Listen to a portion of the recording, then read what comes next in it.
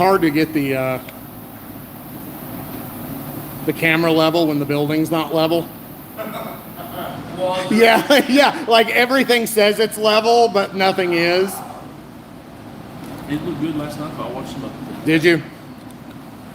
I'm gonna start trying to record as much as we can. I'm not gonna record too many kids' classes because we'll get sued for abuse.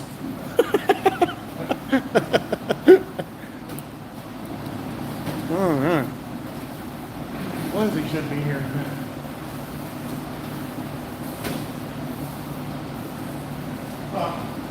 Some of it is paint. Yeah. Notice that? Like some of it's like paint spots where we painted the ceiling. Yeah. See, like, I'm amazed this is all we got on the whole thing.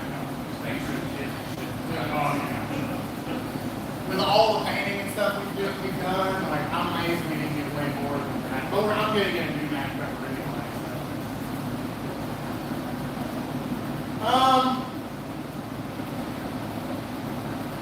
So we've been looking at, on Wednesdays, I really like to do more more catch wrestling heavy stuff. So more takedowns and that kind of stuff, more turtle, right? I actually think that, like, to me, this is a little bit of a controversial thing to say, but like, to me, gi and no gi are two almost different martial arts. They are related, for sure. There is definitely some carryover between them, right? But they're different enough that to me they're almost different martial arts. You can be a black belt level grappler in one and definitely not be in the other. And if that's the case, then they're not the same thing. Right? Everyone's like, no, it's all the same. I don't know. You can't play soccer without a ball. Right? You can wear the uniform, you can go run around on the pitch, you know. But like, by the way, that's field for you uncultured people. But it's just not the same, right? To me, if you're not wearing a gi, you're not doing Brazilian Jiu-Jitsu. If you want to call it like, you know, whatever, Lian Rufu, whatever. You want to call it your own thing? Like, I have no problem with 10th Planet because they call it 10th Planet Jiu-Jitsu. And I agree with that. It's their own system, right? It's their own system of Jiu-Jitsu. It's not Brazilian Jiu-Jitsu, it's something different, right? And I think gi and no gi are different things. Again, is there some carryover? Absolutely. But there's also carryover between karate and Muay Thai, right? They're still not the same thing. They're different things, right? The focus is different. So in my opinion, in a lot of ways, like more of the catch wrestling heavy stuff is in some ways I like better for no gi than I do jiu-jitsu. So in jiu-jitsu, anytime you're on bottom and the guy's on top trying to pass your guard, it's a lot of laying on your back and retaining your guard. That's kind of what defines it as jiu-jitsu. Whereas catch guys are a lot more liable to go turtle because they in traditional catch you have to worry about pins and things like that. Obviously, we don't have to worry about that in jiu-jitsu. But the idea is once you pass my guard, I'm no longer doing jiu-jitsu, I'm wrestling. Right? I'm not a huge fan of once you pass my guard, well, now I'm going to lay here and try to get back to guard for 20 minutes. Right? One, it's very difficult to do if the guy on top is any good. Right? And two, in a self-defense situation or a fighting situation involved, it's very, very difficult to get out from underneath somebody once they've passed your guard and they'll beat your face. Right? That's tough. That's tough to deal with. Now, I know not everything is. I'm not one of those like, in a self-defense situation. You're right. And in war, we have bazookas. Who cares? Right? Like, it's such a ridiculous. Well, that wouldn't work in a fight. Yeah, forks don't work with soup either, but we still need forks more. Right? Like, it's not the same thing. Everything has its time and its place. Right? Everything has its time and its place. I'm not one of those purists. There are people that they're like, we don't do that move because that wouldn't work in a fight. Well, we're also not always hitting each other. Sometimes we're just doing jiu-jitsu versus jiu-jitsu. Right? We could go on about that for 20 minutes. So what we're looking at more tonight is more of the catch heavy stuff. because it's no gi, so it's going to be a lot more, it's going to always be a lot more takedowns, it's always going to be a lot less playing guard once somebody has passed your guard. Once somebody has passed my guard, I'm not trying to get back to guard, I'm trying to wrestle up. Okay, and the thing that you'll notice is, this makes side mount almost obsolete. I've been saying it for years anyway. It's starting to kind of catch on, like Craig Jones in the jiu-jitsu world has talked about how he thinks side mount is actually a bad position, and I agree with that. Side mount is only a bad position if you're trying not to wrestle up and you're trying to escape side mount back to some kind of guard. Then side mount is very difficult to deal with. If your goal when I get put in side control is to get back to guard or half guard, and I'm a half guard player, like that's my specialty. If your goal is to get back to half guard or guard, like life is hard a lot of times. But if your goal is just to wrestle up to your knees and it is almost impossible to stop somebody from getting to their knees if they know what they're doing. Even if they're not near as good as you. I can show you guys a couple ways to get to turtle from the bottom of side that once we're rolling and there's any sweat involved and there's anything involved, it's almost impossible for me to stop you from getting there. I can't hold you in side control if you know how to do some of these escapes. It makes side control really difficult to deal with. Okay? Now, that doesn't mean you need to be doing this stuff all the time. I'm not saying never lay on your back and go to guard. You definitely, again, there's a time and place for everything. But in jiu-jitsu class, we're isolating that skill, getting the guard. In no-gi class, we're not going to isolate that skill. We're going to work more on wrestling up when we're on our own instead of getting the guard. Okay? It's just the way I like to do it. Different people do it different ways. It's not wrong to do it the other way, so don't think that it is. You ever go train somewhere else and they're like, don't ever go to turtle? Hey, that's their, whatever. I disagree, but whatever. That's their opinion. Okay? It's not wrong. It just is, it's different. So, we'll start with, how does everybody feel in here about doing like a forward roll? Everybody feel like reasonably okay that they can do a front roll? Yeah. Okay? So we're gonna find out. Okay, we're all gonna find out. So we're gonna work on Dropsy and Nagi today without the gi on. Right? I think the old school catch term for this was it a flying mare?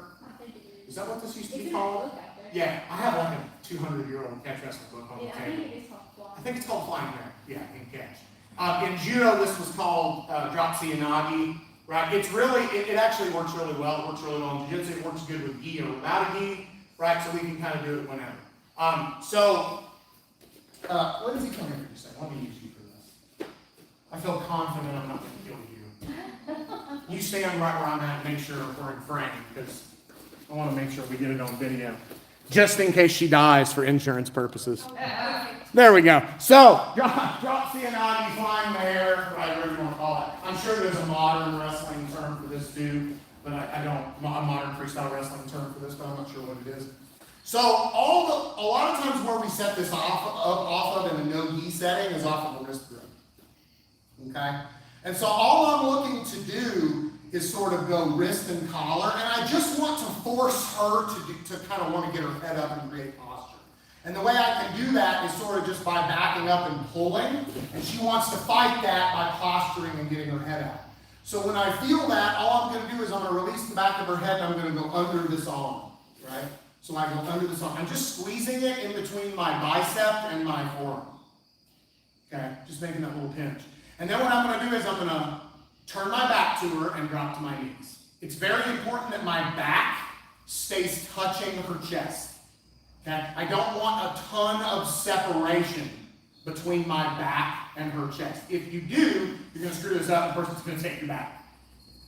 Okay? Right? So what I mean by that is if I go slow, this is not what it's actually going to look like, but if I go slow, you'll see guys get here and they'll do this. See all that room between me and her? Like I've done nothing to her in terms of pulling her forward because she's all back there. So when I do this, I want to make sure that I pull, I get some posture, right? I step, and when I turn and sit, almost imagine like you're dropping to your knees in between your partner's feet. So my butt should actually almost break the plane of her knees. See that?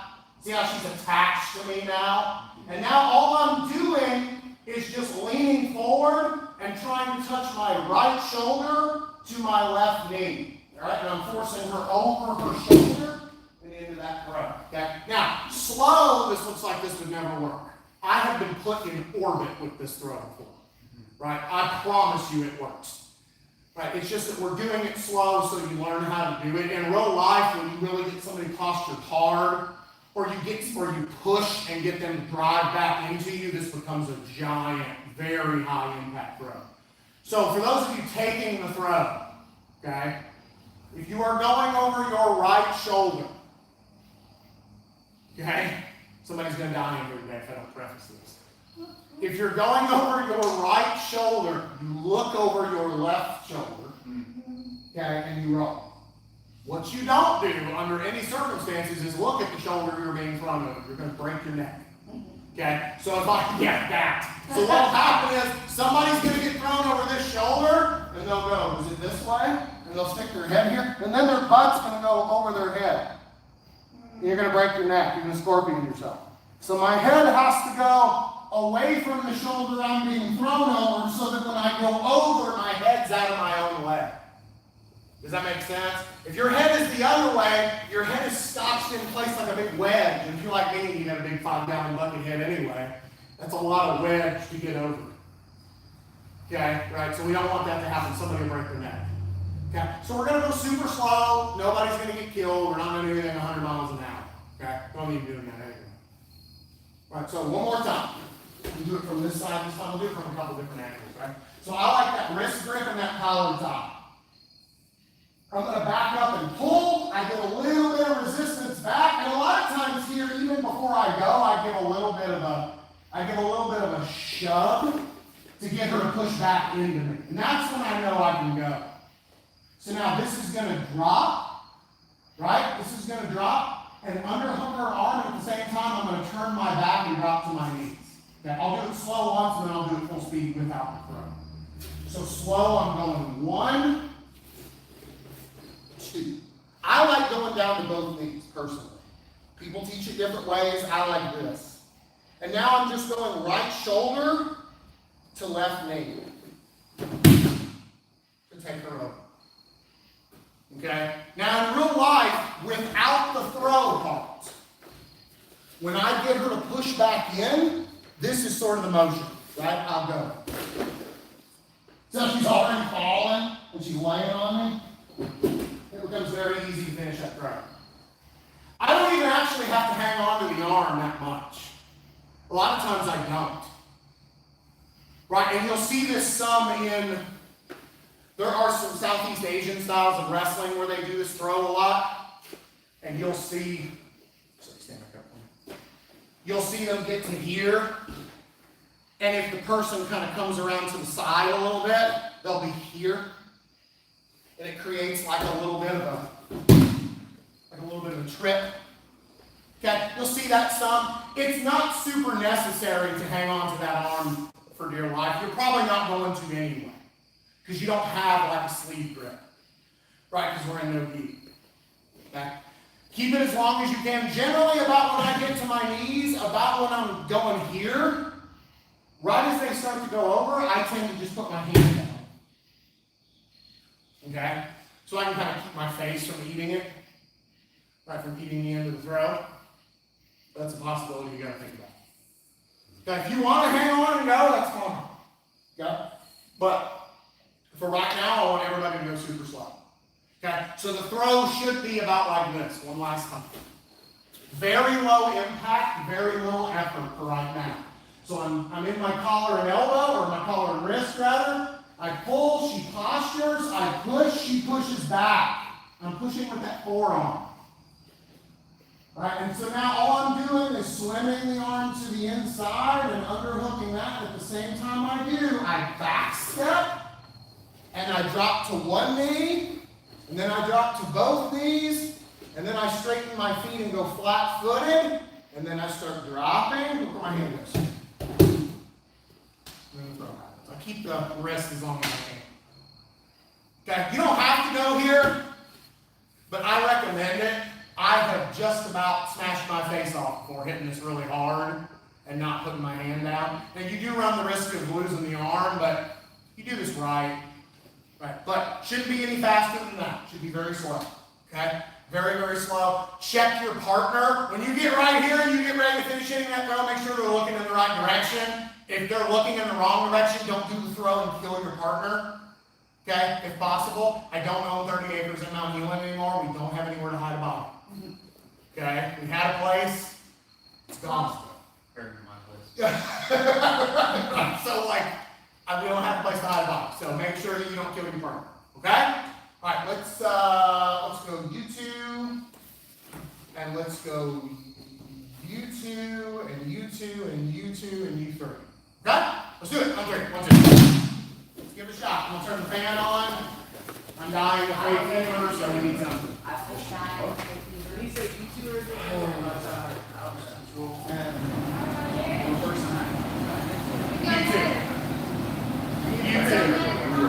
I said it twice already, figure it out.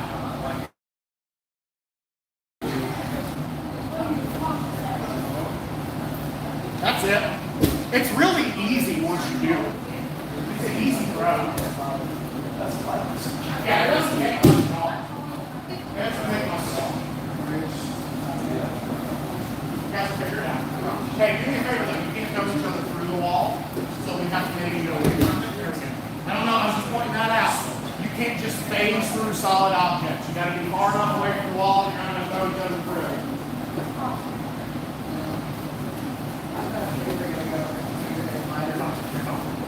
And my very good, nice.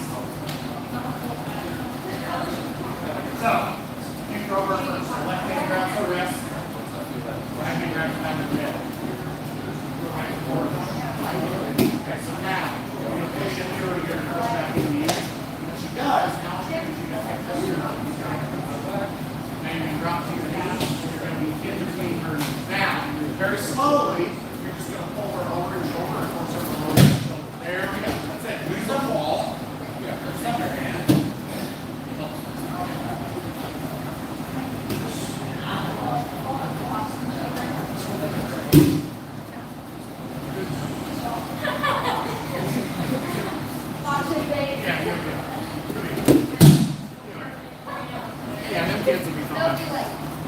Video where like instructors teaching something in the background, People are killing each other. Yeah.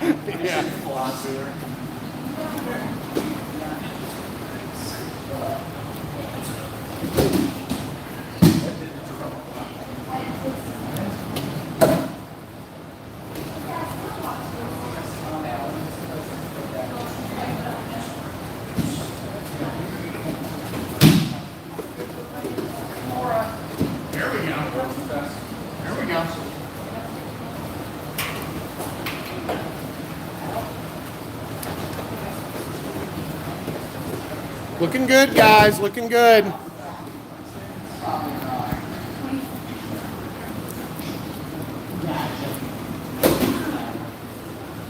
didn't see it, but it sounded good.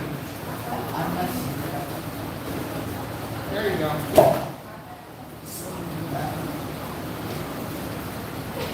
Scary road. I got thrown right over my close station. Right over the top.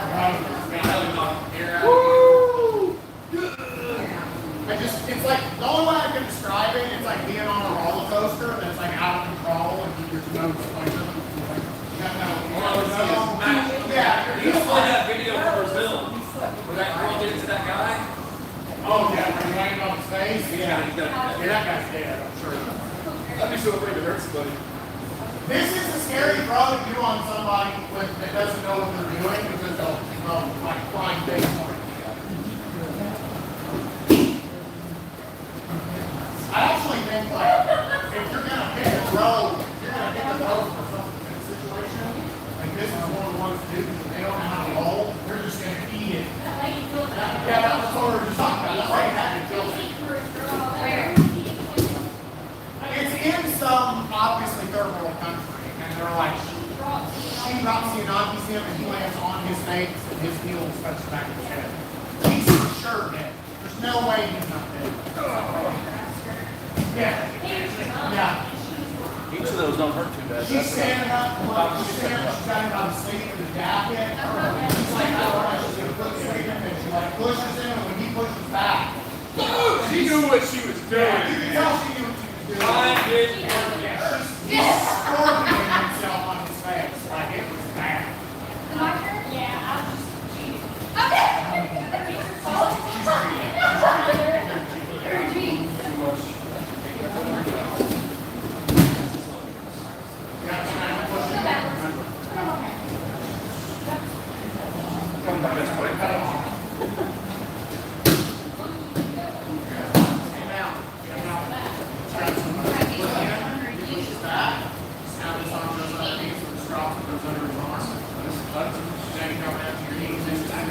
Turn your butt, yes. Make sure you're turning your back to it. So, like, when I put this on you, I want to make sure that the way I want to measure is when I drop to my first knee, that leg goes in between. So now when the second one goes down, I know I'm where I'm supposed to be. And I'm all the way in between your knees. Yeah, there we go. Here we go. Now some guys stay live on their toes when they do this because they'll get here and when you start to get thrown, they'll whoosh and get a little bit extra. Yeah. I've seen you do it.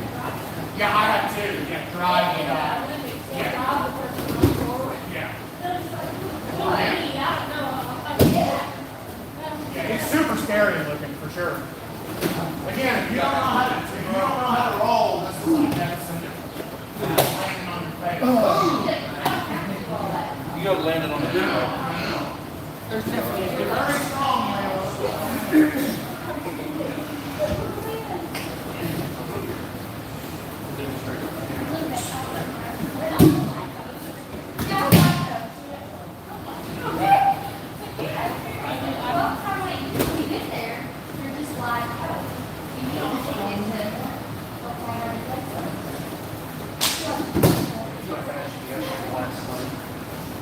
Yeah, especially if somebody wasn't trained and didn't know what was about to happen.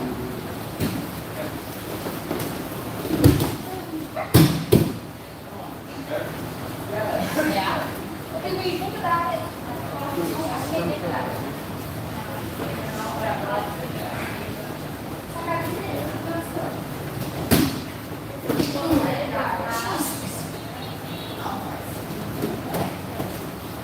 I think it's your turn to get thrown on this one.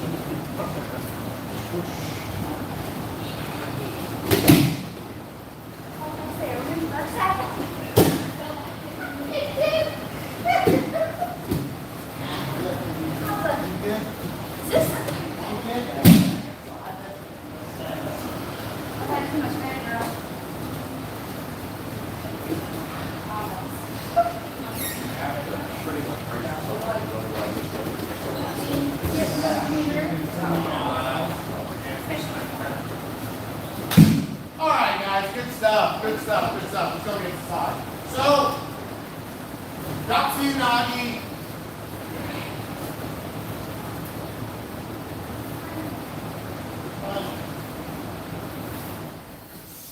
Not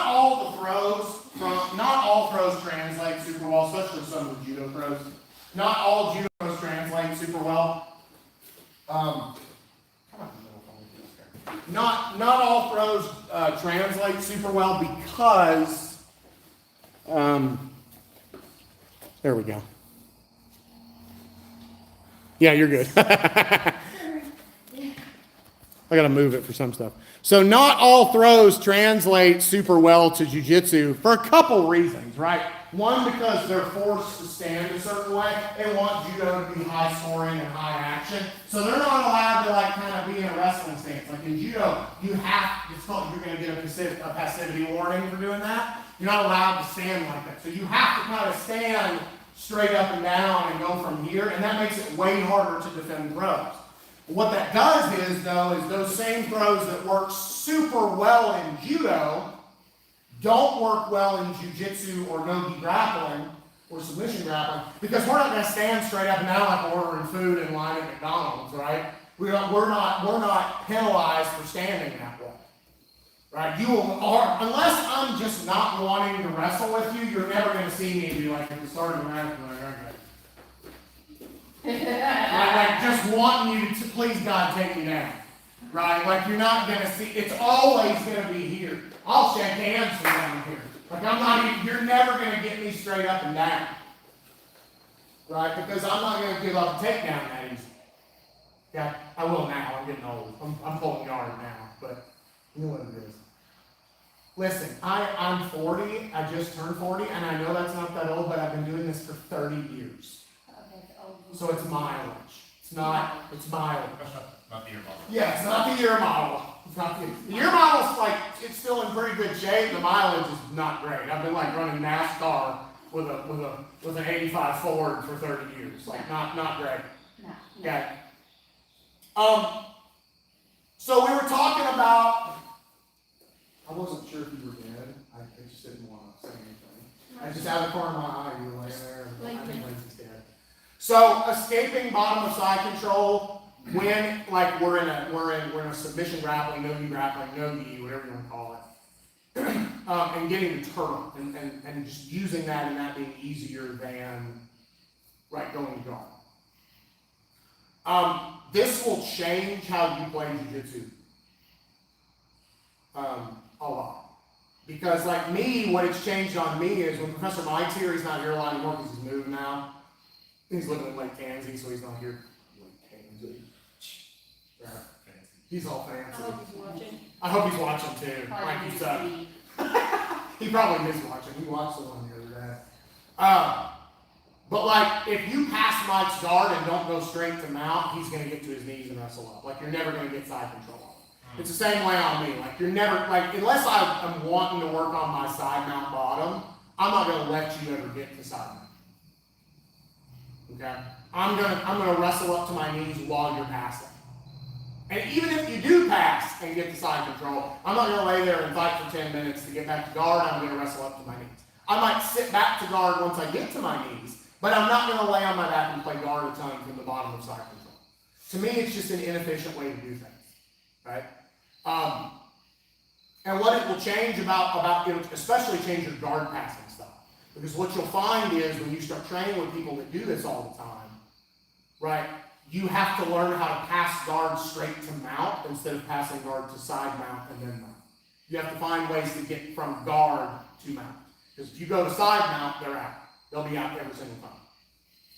Right? I trained with a guy about 10 years ago that was like a Division I wrestler, and he was a purple belt on top of him. He was huge. Every time I passed his guard, he would wrestle up and stand up, and I could not hold him down. And I was just like, this is insanity. Like, why have I not been doing this? And it just completely changed my perspective on how you're supposed to play bottom side control. Right? This hasn't really caught on in jiu-jitsu yet, but it's starting to. You're starting to see a lot more of this. So the one more thing we're going to look at, right, is what I call the haymaker escape. Okay? So just like you're throwing a haymaker, like a big sloppy hook. That's what a haymaker is, right? So Lindsay passes my guard and ends up in like the worst place I can possibly. She's under my head and has an underhook. This is really difficult to escape. This is like one of the hardest versions of side control to deal with. So what I'm going to do is I'm going to use my right arm here to create some downward pressure on that hip. I'm going to shrink my hips out just a little bit as I straighten my arm. I'm still keeping pressure on that hip, and now I can pull my shoulder back and start retracting that elbow and getting to that hip bone with my forearm. And now I'm ready to start hitting my escape. So from here, what I'm going to do is I'm going to make a big upa, and I'm going to throw this hand over her head, almost like I'm going to put myself in an arm triangle, almost like I'm doing this, which in real life would get me choked, right? She would lock her hands together, she would jump to the other side, and I would get my head ripped off and get choked. But we're going to do it in a way that's going to prevent that from happening. Right? So what's going to happen is, once I've got my arm in place, when I throw this arm and make my turn, my belly is never going to touch the floor. So imagine you're making a big turn in a tripod, without your belly touching the floor. I'll do it once fast, and then we'll break it down and talk about it. So I'll be here, she'll give me a little bit of pressure, right, and then I'm gonna make my big turn. Okay? Once I'm here, yes, she still has this arm around my neck. Very difficult to actually choke me from here. And the other problem is, her arms are not in a great configuration to seatbelt. So she has to switch her hands to do it. Yeah, see that? She had to take it out and go that way. So go back. So, yep, so when we're here, all I'm doing is kind of waiting on that. As soon as she goes to switch it, no. Now I'm out. Now I can kind of choose what I want to do. I could sit to guard if you're a guard player and you want to use that as an opportunity to get back to guard. Great. Right? I just escaped side control in like 2 seconds, and now I'm back to guard, and I didn't have to deal with her shoulder eating my face off trying to get back to guard. Didn't have to deal with all that pressure, didn't have to deal with all of that. Right? Or, right, we get here, I could just wrestle out. Right? I could just turn and get head to head and battle for an underhook here. Or I also could just come out and get out of dodge and completely get out of the position and just peel out. Right? Very, very difficult for her to follow me there once we get there. So without her for just a second, here's what we're doing.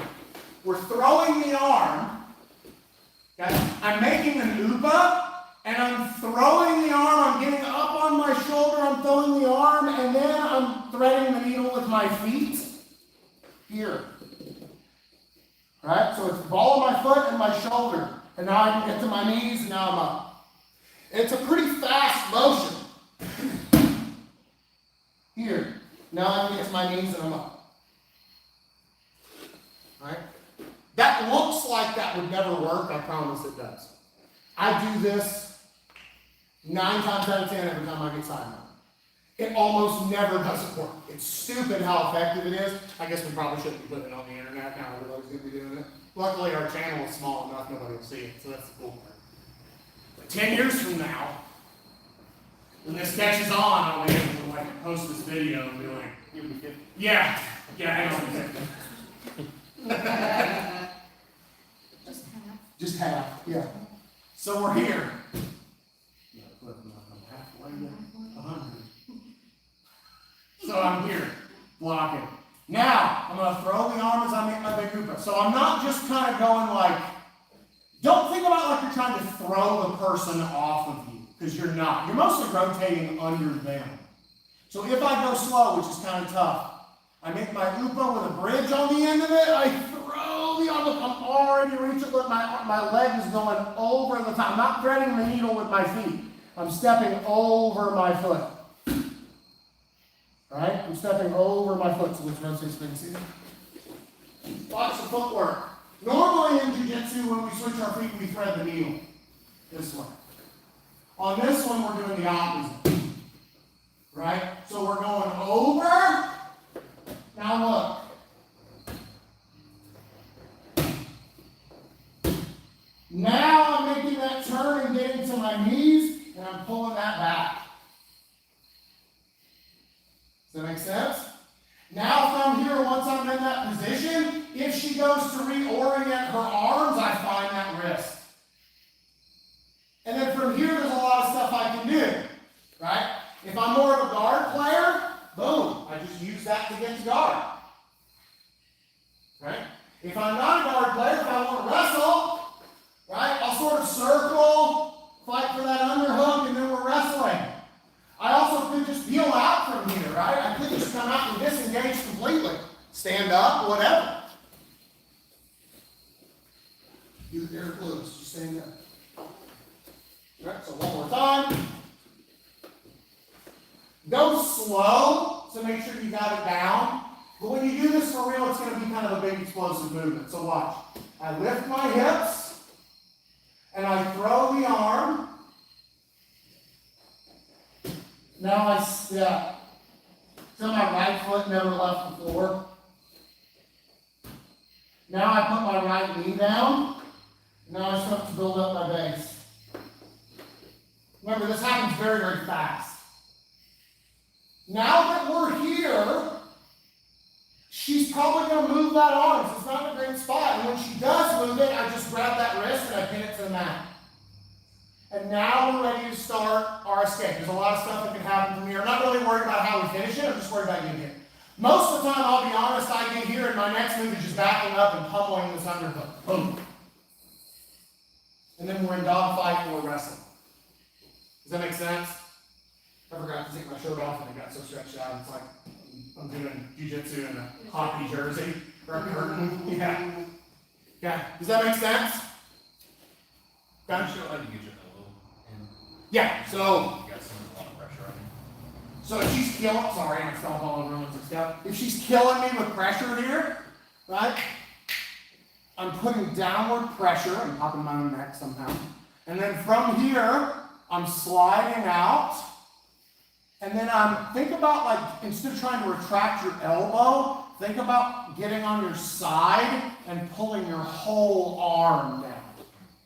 Right? And that gets me in position. Now I can get to here. And now I'm cupping the hip. And now I'm ready to go. Right? And now's my escape. Really difficult to stop that. It happens so fast. Right? It happens so fast. When you get in the black belt division and you're over 200 pounds, stuff doesn't work. Right?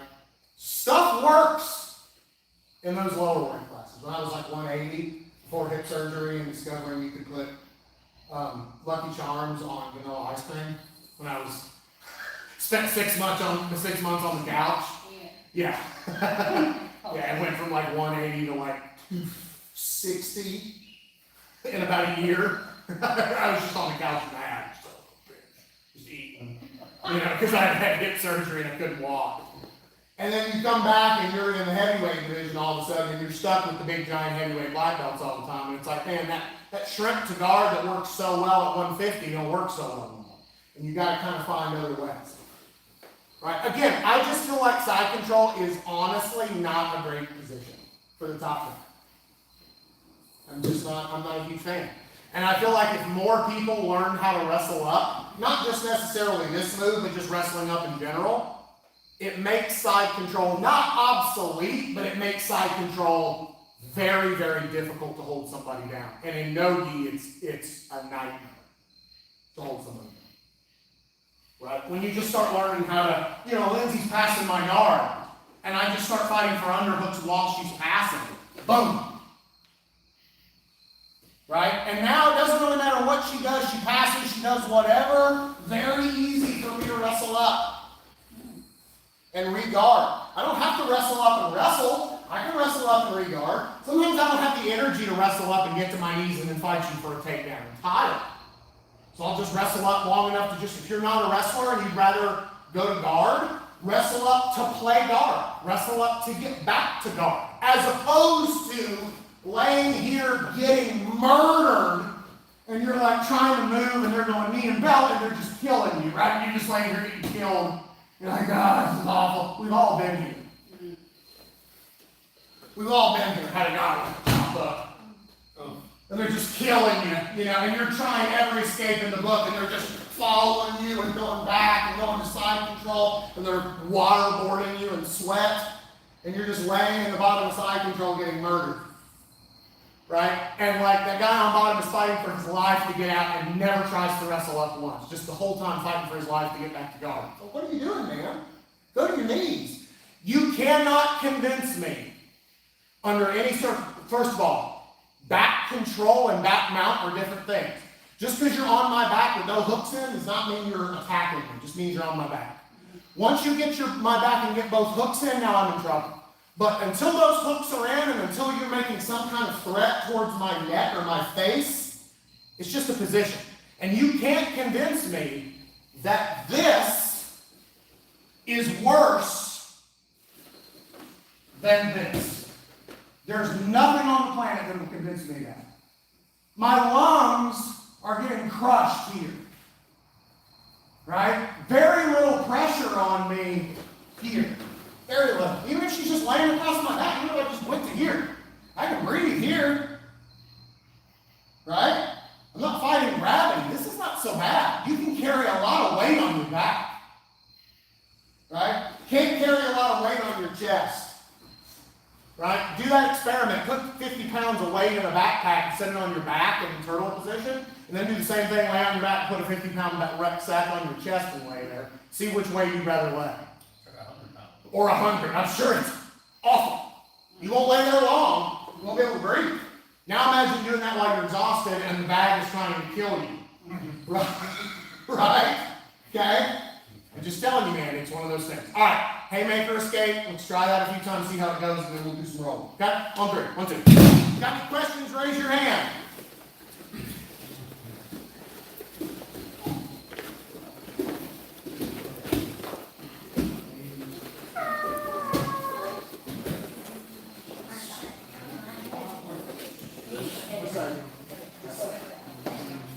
If I do this and don't lose all my hair, Try to see that. make sure your knees are wider than your butt. There you go.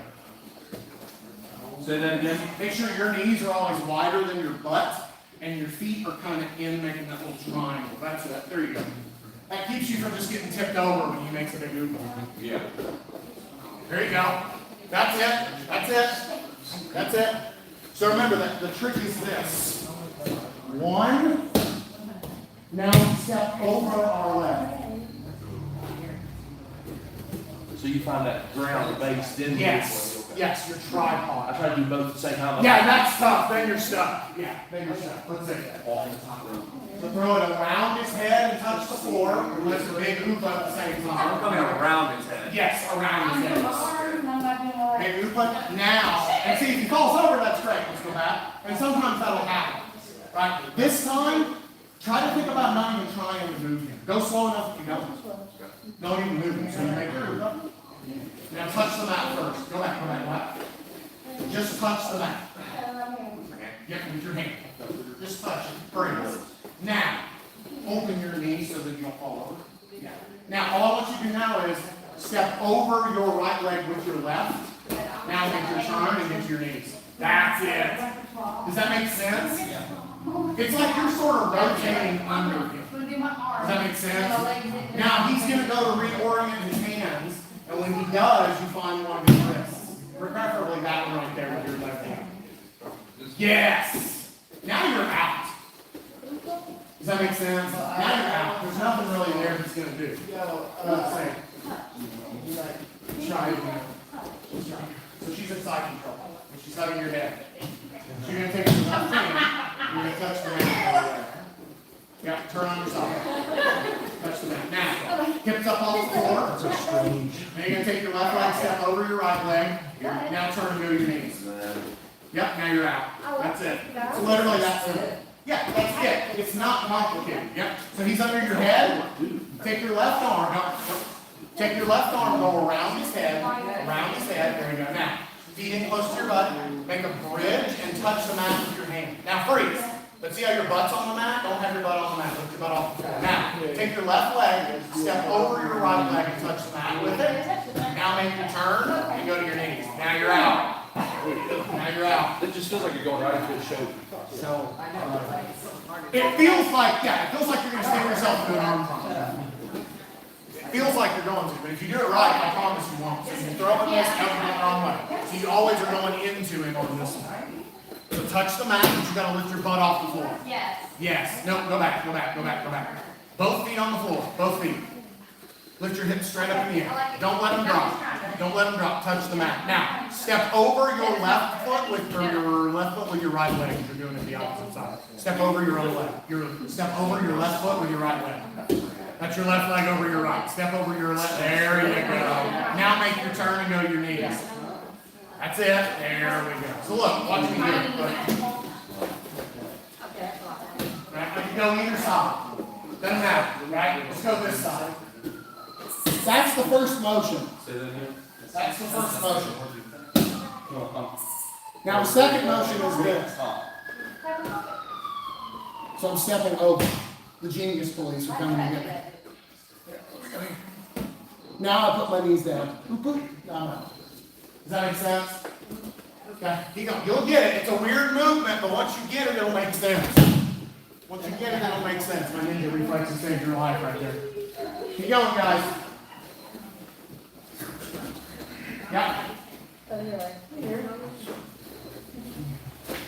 feel me do it on you. Feel it. I think that It's weird how well this works. So all I'm doing is making a little bit of space. So if I'm like in here, that leg is How can you switch sides? It's the same movement. Think about it, it's so much harder. So now, all I'm doing is, I can even do a slide. So now, once I'm here, all I'm doing is just stepping over and going. It's very tough. Yeah. It's very tough to stop. And if you're sweaty already, like this is You're just nightmares. You know, they're not like hitting. Just go home and just keep doing Just that. like, oh, that's they never swim at the same time.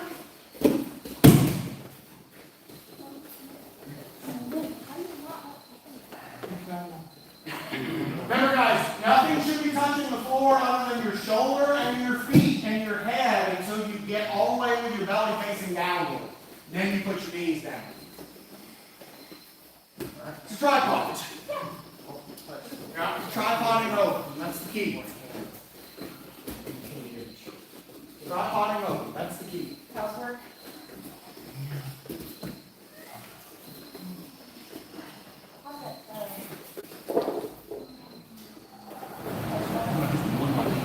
So you're kind of going to your belly a little bit though. So you're kind of doing this. You're kind of going like this. And then getting up. So what I want you to do is this. I want you to lift, touch, now step. And then put your knees down. Right. That's what I want you to do. It's a weird motion, but once you get it, it makes sense. Get your knees wider than your butt, Waylon.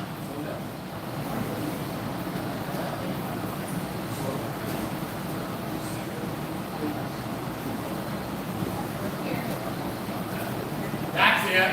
That's it. That's it. I know it feels strange. It just takes some practice. Do it without him for a second. Do it without him. So upa and then touch the mat with your hand. Now, step over your leg. That was it. But see how you went to your knees as soon as you turn? Yeah. That's what's making it feel awkward. So don't turn and immediately go to your knees. Turn and stay up with your butt, hand, and both feet. So it's one, and instead of turning and going to my knees, I go here first. Here. Then I go one knee at a time, and that allows me to pop up. What I've got to step in, what I get, yes, you have to go here first to get a little bit of space. If you're too jammed up close, the turn is hard. Like, so watch me do it. So, if I'm here, if I go to make that turn, that leg is blocking. Right. So what I'm doing is I'm going here. Now I've got space. Right? So now what I'm doing is I'm throwing that with my upa and touching. Now I'm just stepping over. Boom. Now I can pop up easy. Okay. So that's probably what's causing the problem is you're not doing that initial sort of like move your hips out. I mean, if you do that, it makes a big difference.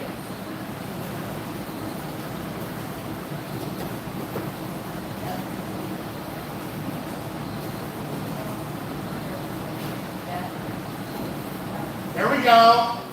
When you make that turn though, Lucas, I want you to get your butt up higher in the air. You were a little bit like a plank when you got turned, and that's okay, but that's carrying a lot of weight. See how he is with his butt in the air when he turned? So when you make that turn, you want your butt in the air like a teepee. And that's what's gonna help, like it's a triangle, which is like all the weight at the top and the weight, or all the weight at the bottom is spread out along those 3 points. Does that make sense? Right? If I turn and I'm like this, that's a lot of weight, and I'm holding that up with my abdominals. But if I'm here, when I make that turn, that's not hard for me to hold you here. If I'm like this and you're laying on my back, that's planking with 200 plus pounds laying on it. Right? That sucks. Don't want to do that. That's a lot of pressure. Keep going.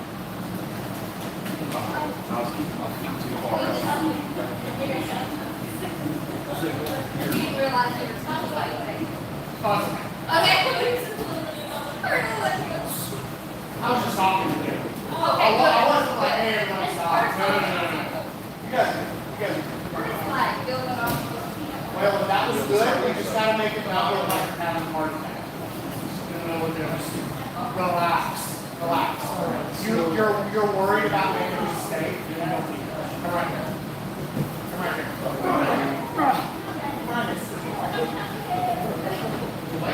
That's how I got it now. Trying to get it. We're gonna do this battle first. So the first thing is your knees cannot be touching your feet. Your knees are touching together, you don't have anything out. Okay? So you're gonna make a big goose bump, lift your hips off the mat. Reach over and touch the floor, whichever side you want to. Now, look. See how far away your feet are from your butt? Go back, go back, go back, go back, go back. Make your feet closer to your butt. Feet closer to your butt. There you go.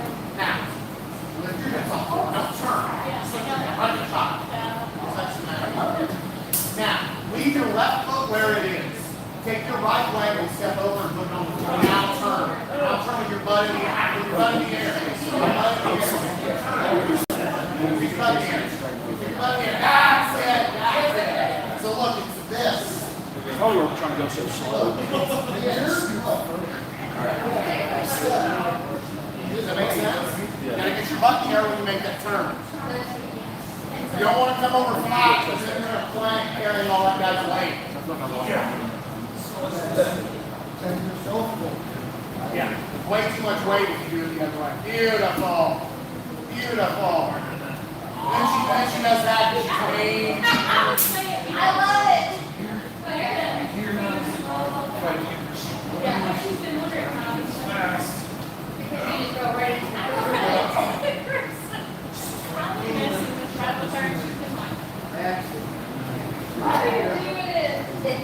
So a lot of times when I use this,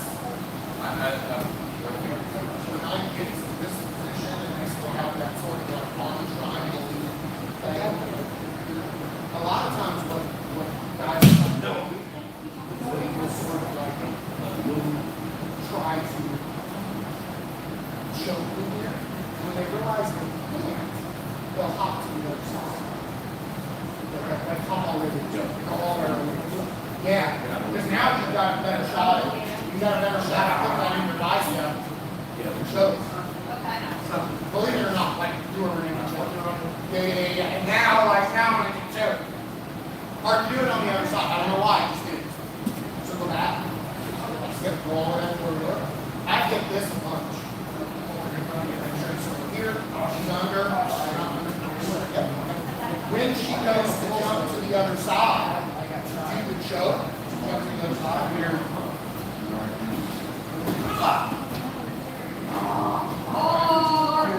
Well, it's possible. Nice, now over here. I've had that happen. Guys who jump to the other side so they can get a better light on the back. And when they do, you just dump them over. I've had that happen several times. Because they jump to that other side because they feel like they can get a better, like from here, they're going over my back to try to get that on triangle. When they jump to the other side, it's down here.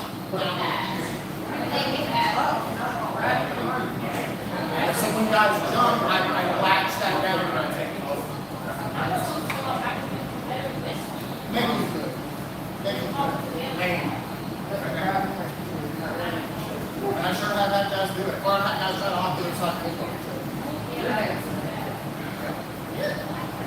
Something to think about.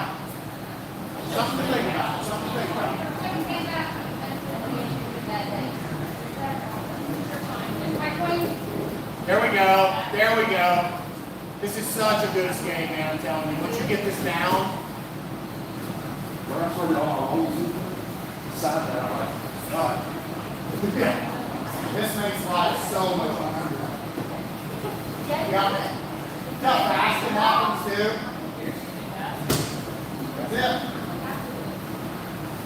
Yeah, that's it.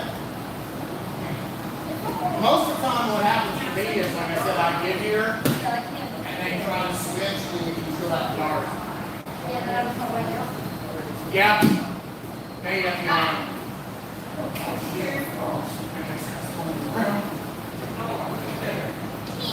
But maybe you would still go to the body. This one would still go to the next side forward.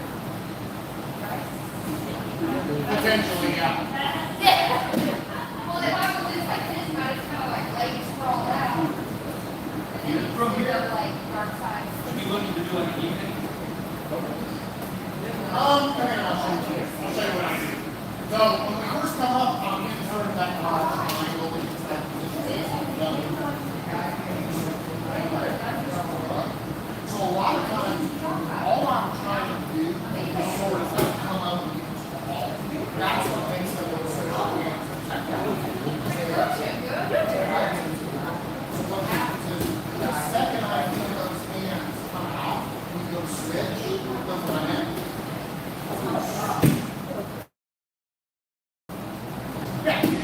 little doubling or running that arm. Because they're after my neck. Yeah.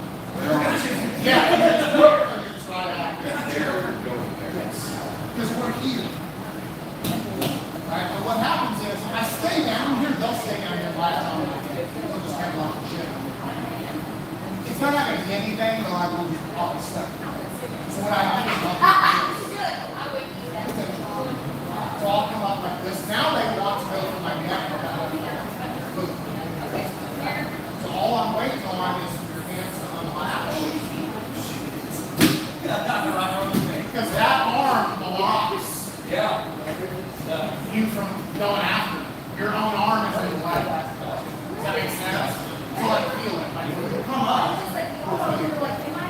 so you stretch, and that makes me want to see the problem. I can't get to your neck fast enough to stop you from going after it. Now a lot of times they fall on legs.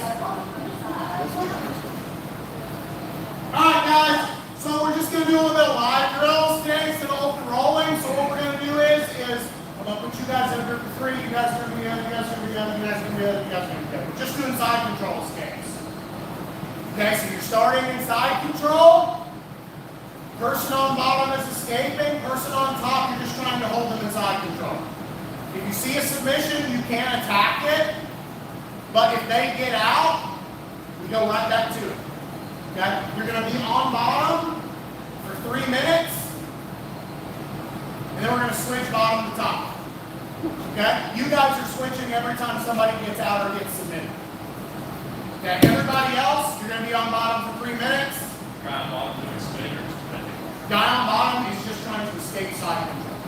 Guy on top is trying to maintain or submit. I want you to put your focus on maintaining. I want you to put your focus on maintaining top position, not necessarily submitting. If they give you something, obviously take it, but what we're mostly focused on is controlling side control.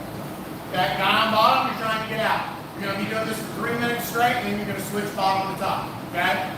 You guys are going to switch every time somebody gets out or gets submitted. Everybody else, you just keep going back on bottom. No matter who wins that particular part of the drill, you go right back to it again. You keep doing it, and then after 3 minutes, we'll switch bottom to top. Okay?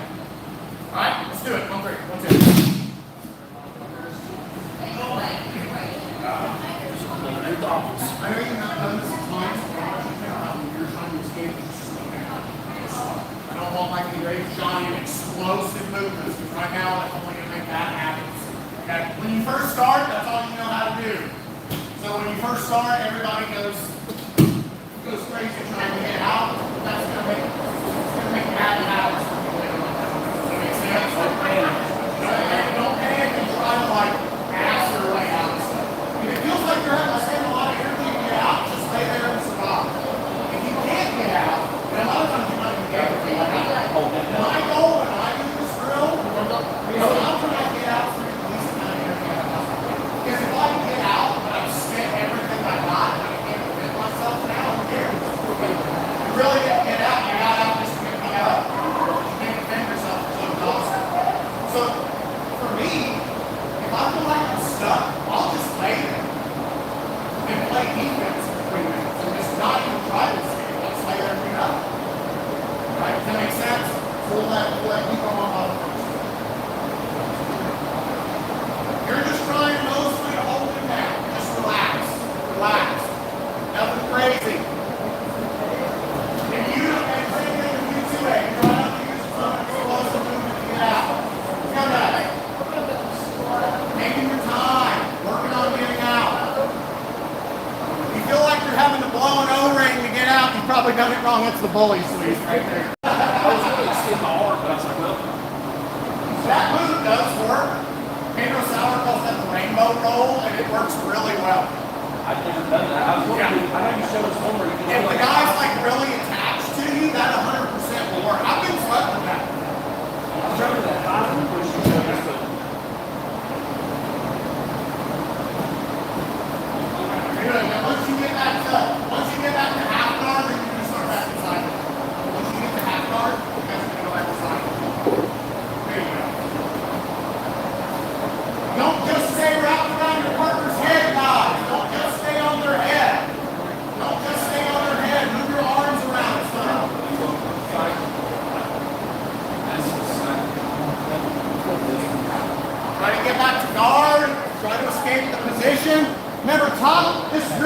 the person on bottom. So the person on top should only be going about 50%. Drill is for the person on bottom. So the top guy, you're only going about 50%. Good, good, that's good, good.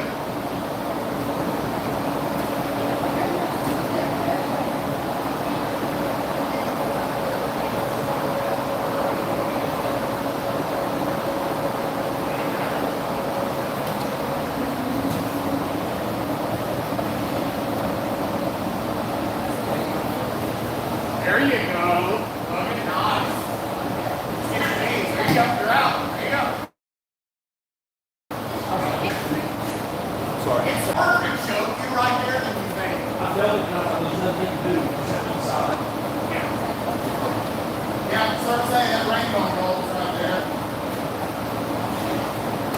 So I want you to think about what you're doing. But But I want you to think about when you're controlling somebody else, less like a board and more like sand. That makes sense. So when you make yourself into a rigid structure, it's easier to do. All right. Sweetheart, here we are. Let's go. One more minute, everybody switch it up. Beautiful, Lindsay. Beautiful. Look like me doing it. Beautiful. Beautiful. Of course. There you go. Perfect, perfect.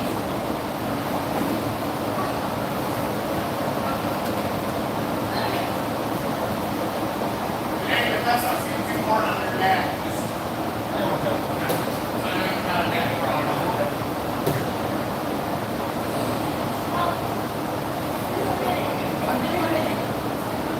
No, I'll tell you when it's been a minute. Minute exists when I say it exists. Child. Child. All right, guys, switch it up. Switch it up. Bottom to top. You guys keep going. Switch it up. Bottom to top. Let's go. Whoever was on bottom is now on top. Whoever was on top is now on bottom. Let's go. Breathe.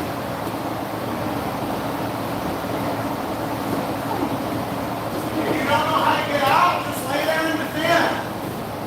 If you're not sure what else to do, just lay there and defend.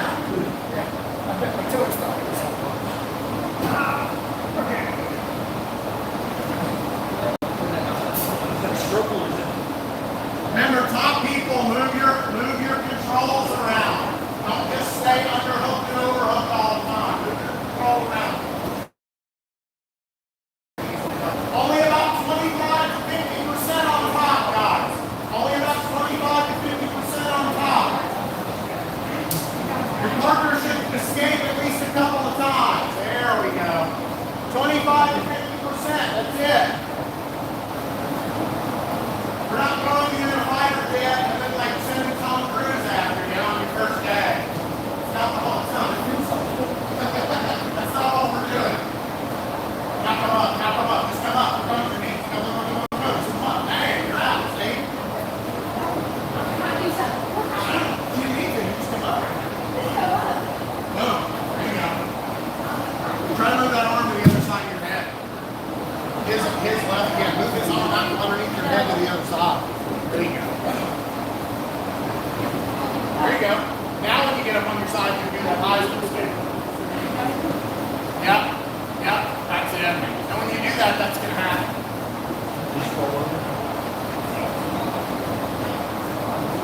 Take your left finger and that's okay. Get up on your left elbow. Okay. Yeah. There you go. Now start pushing out. There you go. There you go. Good. That's good.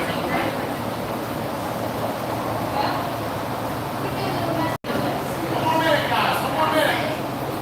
There it is. Yep. Now make that turn. You're there. You're out. Move. Okay, sometimes, like you said, you have to make a little bit of an adjustment. And he's such a big, strong dude, you're going to have to. You know what I mean? But it's still, that's way better than laying there eating crushed. Right? Way better than laying there getting crushed.